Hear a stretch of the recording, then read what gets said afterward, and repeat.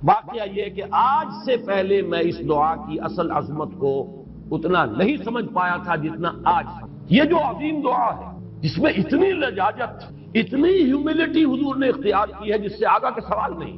اللہم انی عبدک وابن عبدک وابن امتک، اے اللہ میں خود تیرا بندہ ہوں، میرا باپ بھی تیرا ادنا غلام، میری ماں تیری ادنا کری، فی قبضتک، میرا پورا وجود تیرے قبضہ قدرت میں ہے، تیرے ہی اختیار میں. فی قبضتک ماضٍ فی حکمک، میرے پورے وجود میں تیرا ہی حکم جاری و ساری ہے. عدل فی قضاء، اور جو فیصلہ بھی تو میرے بارے میں کرے، جو بھی کرے وہ عدل ہے، انصاف کہ ہر قصاصی ماریخ غیر الطاف. ماضٍ فی حکمک عدل فی قضاء، ناصیتی بیدک، میری پیشانی تیرے ہاتھ میں ہے، جدھر چاہے موڑ دے.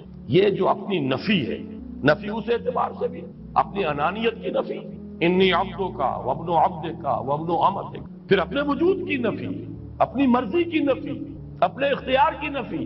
فی قبضتک ماضٍ فی حکمک ناصیتی بیدک عدل فی قضاءک. پھر دیکھیے واسطہ وہ دیا ہے جس سے اونچا واسطہ ممکن. اسالو کا بکل اسم ہو لک، قرآن مجید میں آیا ہے فدوہ بہا وللہ الاسماء الحسنی فدوہ بہا. اچھے نام اللہ کے ہیں، اس کو پکارا کرو ان ناموں کے حوالے سے. اب نام کہاں سے جمع کریں سارے؟ ایک میں.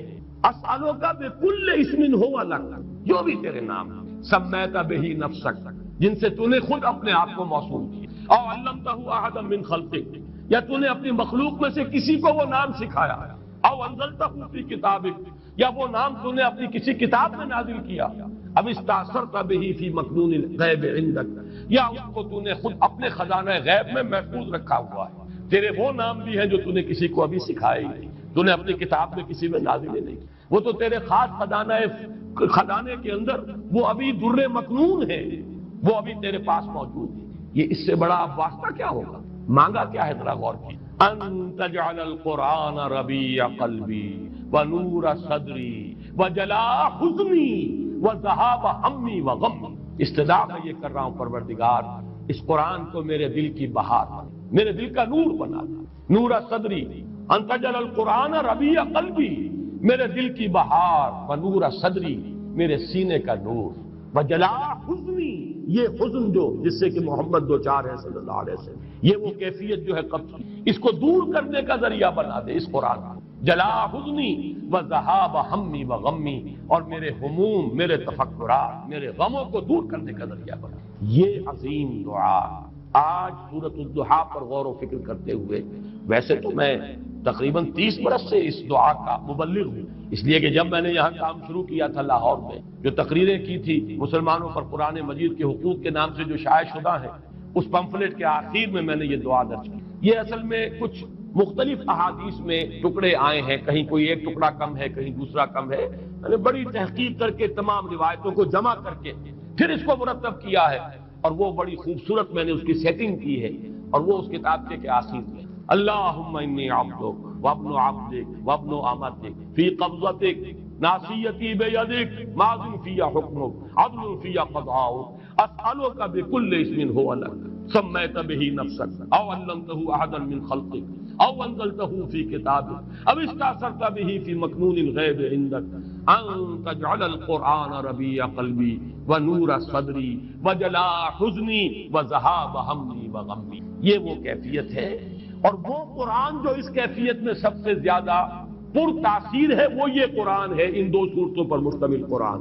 سورۃ الضحیٰ شرح والضحیٰ واللیل اذا سجا ما ودعک ربک وما قلی وللآخرۃ خیر لک من الاولی ولسوف یعطیک ربک فترضی الم یجدک یتیما فآوی ووجدک ضالا فہدی ووجدک عائلا فاغنی.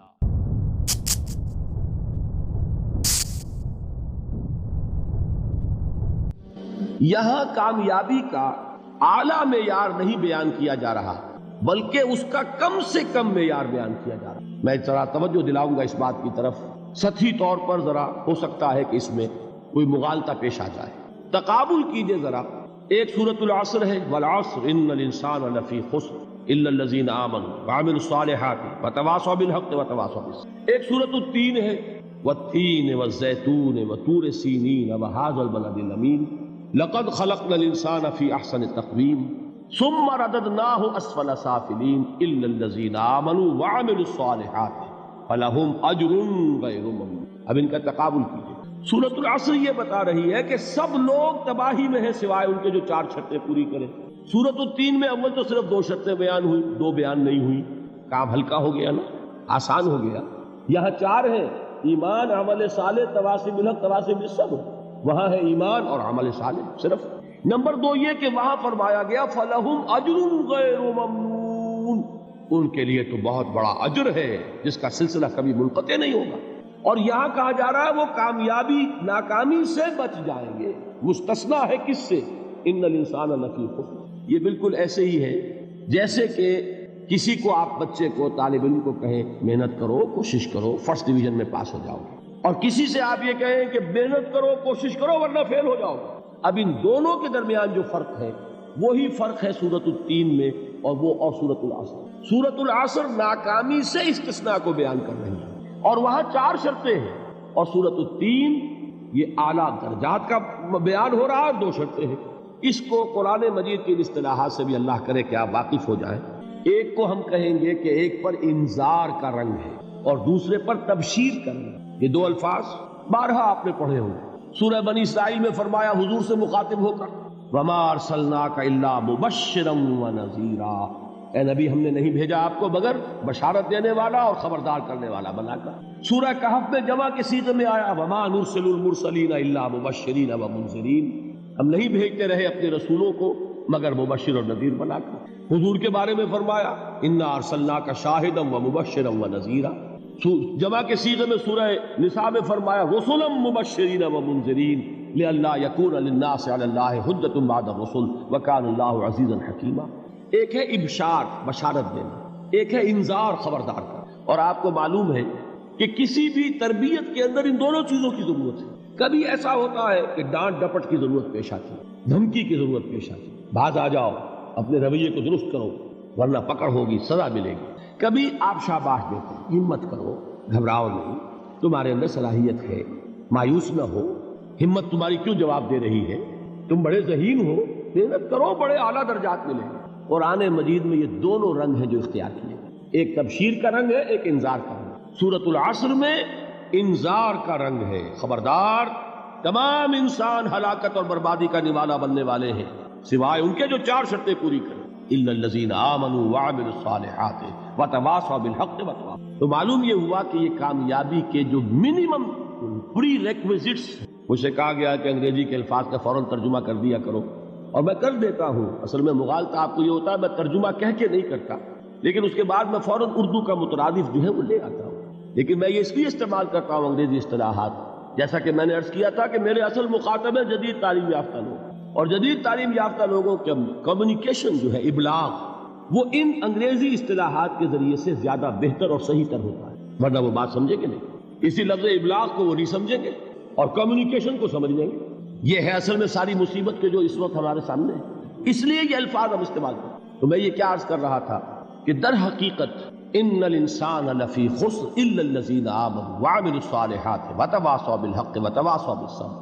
یہ منیمم پری ریکویزٹس ہیں، کم سے کم لوازم ہیں نجات کے. ان سے کم تر پر نجات کا کوئی سوال نہیں، اس لیے کہ قسم کھا کر اللہ فرما رہا ہے، زمانے کی قسم ہے، تمام انسان خسارے میں ہیں سوائے ان کے جو 4 شرطیں پوری کریں. تو تیسری چیز ذہن میں یہ رکھیے، یہ 4 شرطیں لازم ہیں. یہ بہت اہم نکتہ ہے. ابھی ہم نے کسی لفظ کی گہرائی میں اتر کر نہیں دیکھا ہے، ابھی تو ہم سرسری طور پر تذکر بالقرآن کے مرحلے میں ہیں. پہلی بات کیا معلوم ہوئی، اس میں کامیابی اور ناکامی کا ایک معیار سامنے آیا. ٹھیک. نمبر 2، یہ کامیابی کے کم سے کم شرائط کا بیان ہے، منیمم ریکوائرمنٹس. میں نے ایک مرتبہ کسن کالج لاہور میں جب تقریر کی سورۃ العصر پر، تو طلباء کے ذہن کی مناسبت کے اعتبار سے کہا کہ بھائی یہ فرسٹ ڈویژن کا بیان نہیں ہے، یہ 3rd ڈویژن میں کامیابی کا بیان ہے، اس سے کم تر پر فیلیور ہے.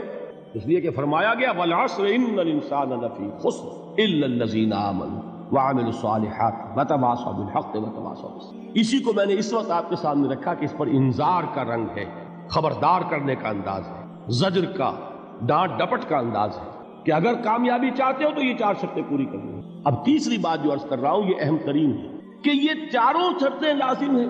اگر اللہ تعالیٰ نے کامیابی کے لیے 4 شرطیں بیان کی ہوں تو سوچئے کیا مجھے یہ اختیار ہے کہ ان میں سے 1 کم کر دوں، 2 کم کر دوں، 3 کم کر دوں؟ کس کو اختیار ہے؟ اللہ کے بیان کردہ کسی چیز میں اختیار۔